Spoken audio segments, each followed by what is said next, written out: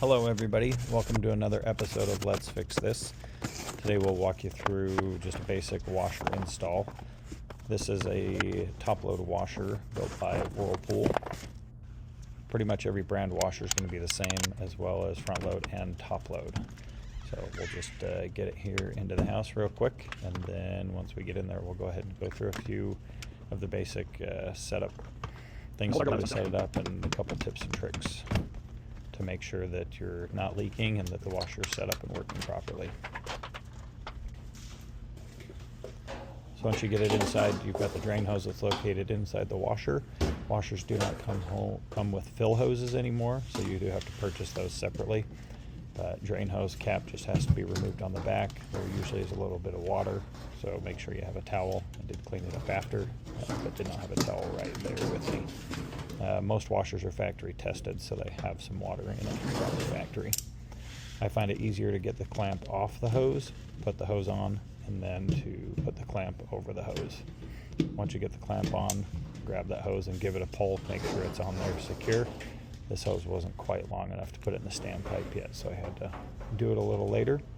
When you're hooking up the washer hoses, a lot of the hoses will show a red or a blue on them, or the hot is usually on the left. Not always. It's good to test after you're done to make sure. And then on the washer itself, a lot of the time will be marked hot and cold on the back there. So we hook up the hot water hose with the red on it to the right, cold water to the left on the washer. On the house it is opposite though, hot is usually on the left. You want to do it by hand to begin with because they are plastic threads. Once you've gotten it to screw on a decent amount by hand, then you can pull out your channel locks or pliers or whatever you use to tighten those hoses. Once you get the hoses on, you can go ahead and turn the water on. These ones are just quarter turn water faucets. And then once the water is on, make sure you have no leaks, both at the house and at the washer. Plug it in, and then usually I've installed the drain hose by now, but once again this one wasn't long enough, so I had to slide the washer back. You want to make sure you do not forget to put the hose in.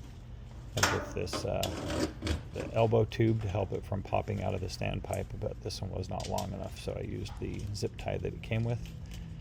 This one we ended up getting a bit of tape and taping it because there really wasn't anything to really zip tie that down. Better to be safe than sorry.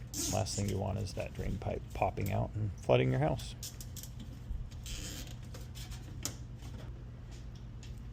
Once that's all done, remove the packaging.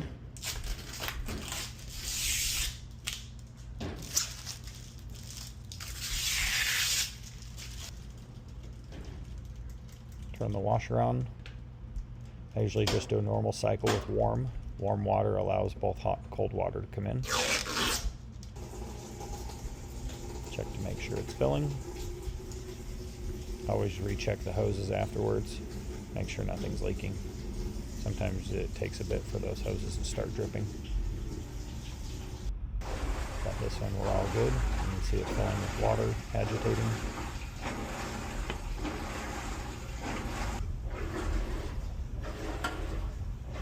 One trick you can do is grab the hoses after it's been running for a minute, and you can feel if the hot hose is warm, you know they're hooked up correctly. Otherwise you'll be filling with warm water during the rinse.